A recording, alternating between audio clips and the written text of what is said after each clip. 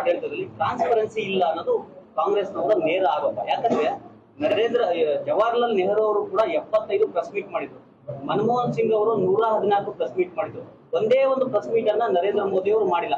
ನೀವು ಹೇಳ್ಬೇಕಾದ್ರೆ ಅವ್ರು ಸಾಧನೆ ಮಾತ್ರ ಹೇಳ್ತಿದ್ರ, ಒಂದು ಸಣ್ಣ ಲೋಪನು ಕೂಡ ಹೇಳ್ತಾ ಇಲ್ಲ. ಜವಾಹರ್ಲಾಲ್ ನೆಹರು ಅವರು ಮನಮೋಹನ್ ಸಿಂಗ್ ಅವರು ಮನ್ ಕಿ ಬಾತ್ ಮೂಲಕ ಉತ್ತರಿಸ್ತಿರ್ಲಿಲ್ಲ.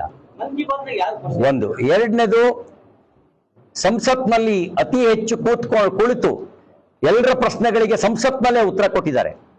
ಮೂರನೇದು, ಒಂದು ದಿನವೂ ರಜೆ ತೆಗೆದುಕೊಳ್ಳದೆ ಇರತಕ್ಕಂತ ಪ್ರಧಾನ ಮಂತ್ರಿ ಯಾರು ಅಂದ್ರೆ ಅದು ನರೇಂದ್ರ ಮೋದಿ ಅವರು.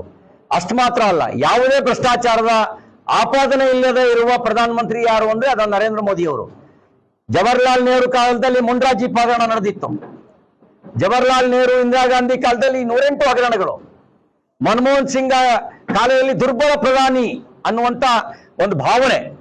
ಅವರಿಗೆ ಒಂದು ಚುನಾವಣೆಯಲ್ಲಿ ಗೆಲ್ಲದೆ ಇರತಕ್ಕಂಥ ವ್ಯಕ್ತಿತ್ವ. ನರೇಂದ್ರ ಮೋದಿ ಅವರು ಒಂದು ಚುನಾವಣೆಯಲ್ಲಿ ಸೋಲದೆ ಇರುವ ವ್ಯಕ್ತಿತ್ವ. ಅವರು ಒಂದು ಚುನಾವಣೆಯಲ್ಲಿ ಗೆಲ್ಲದೆ ಇದ್ರೆ ಇವರು ಒಂದು ಚುನಾವಣೆಯಲ್ಲಿ ಸೋಲದೆ ಇರೋದು. ಹೀಗೆ ಯಾರಿಗೂ ಉತ್ತರ ಕೊಡಬಾರ್ದು ಅಂತ ಏನಾದ್ರು ಆಯ್ತಾ? ನೋಡಿ, ಪ್ರಧಾನಿ ಆದವರು ಮೊದಲ ಸೇವಕ ಅಂತ ಹೇಳ್ತಾರೆ ದೇಶಕ್ಕೆ. ಉತ್ತರ ಕೊಡಬಹುದಲ್ಲ? ನೋಡ್ರಿ, ಸರ್ವ ಪಕ್ಷಗಳ ಸಭೆ ಕರೀತಾರೆ, ಅವರೇ ಭಾಗಿಯಾಗಂಗಿಲ್ಲ. ವಿರೋಧ ಪಕ್ಷದ ಯಾರು ನೆಕ್ಸ್ಟ್ ಇವರು ಅಮಿತ್ ಶಾ ಅವರು ಕಳಿಸ್ತಾರೆ, ಅವರೇ ಭಾಗಿಯಾಗಂಗಿಲ್ಲ. ಈ ತರದವನ್ನೆಲ್ಲ ಒಂದು, ಸಣ್ಣ ಪುಟ್ಟ ನಮ್ಮ ಪ್ರಧಾನ ಮಂತ್ರಿಗಳು 140 ಕೋಟಿ ಭಾರತೀಯರಿಗೆ ಉತ್ತರದಾಯಿತ್ವವನ್ನು ಹೊಂದಿದ್ದಾರೆ. 140 ಕೋಟಿ ಭಾರತೀಯರು 3ನೇ ಬಾರಿಗೆ ಪ್ರಧಾನ ಮಂತ್ರಿ ಆಗಿರೋದೇ ಜನ ಕೊಟ್ಟಿರೋ ಪ್ರಮಾಣ ಪತ್ರ. ಪ್ರಧಾನ ಮಂತ್ರಿ ನರೇಂದ್ರ ಮೋದಿಜಿಯವರು ಅಧಿಕಾರ ವಹಿಸಿಕೊಳ್ಳಕ್ ಮುಂಚೆ 5 ರಾಜ್ಯಗಳಲ್ಲಿ ಬಿಜೆಪಿ ಅಧಿಕಾರದಲ್ಲಿ, ಈ 22 ರಾಜ್ಯಗಳಲ್ಲಿ ಬಿಜೆಪಿ ಅಧಿಕಾರದಲ್ಲಿ. ಇದೇ ಪ್ರಮಾಣ ಪತ್ರ. ಈ ಪ್ರಮಾಣ ಪತ್ರಕ್ಕಿಂತ ದೊಡ್ಡ ಪ್ರಮಾಣ ಪತ್ರ ಪ್ರಜಾಪ್ರಭುತ್ವದಲ್ಲಿ ಇಲ್ವೇ ಇಲ್ಲ. ಇದೇ ದೊಡ್ಡ ಪ್ರಮಾಣ ಪತ್ರ. ಜನ ಕೊಡುವ ಪ್ರಮಾಣ ಪತ್ರವೇ ದೊಡ್ಡ ಪ್ರಮಾಣ ಪತ್ರ. ಒಂದು ದಶಕಕ್ಕಿಂತ ಜಾಸ್ತಿ ಪ್ರಧಾನಿ ಆಗಿದ್ರೆ ಒಂದೇ ಒಂದು ಸಣ್ಣ ತಪ್ಪು ಮಾಡಿಲ್ಲ ಅಂತೀರಾ? ಮಾಡಿರೋದೆಲ್ಲ ಸರಿ. ಅವರು ದೇಶಕ್ಕಾಗಿ ಕೆಲಸ ಮಾಡಿದ್ದಾರೆ, ನಿಸ್ವಾರ್ಥಿಯಾಗಿ ಕೆಲಸ ಮಾಡಿದ್ದಾರೆ.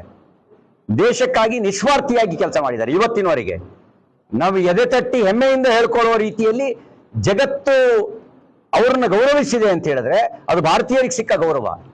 32 ರಾಷ್ಟ್ರಗಳು ತನ್ನ ಅತ್ಯುನ್ನತ ನಾಗರಿಕ ಪ್ರಶಸ್ತಿಯನ್ನ ನಮ್ಮ ದೇಶದ ಪ್ರಧಾನ ಮಂತ್ರಿಗಳಿಗೆ ಕೊಟ್ಟಿದ್ದಾರೆ ಅಂದ್ರೆ ಈ ಯಾರಿಗೂ ಸಿಗದೇ ಇರೋ ಗೌರವ.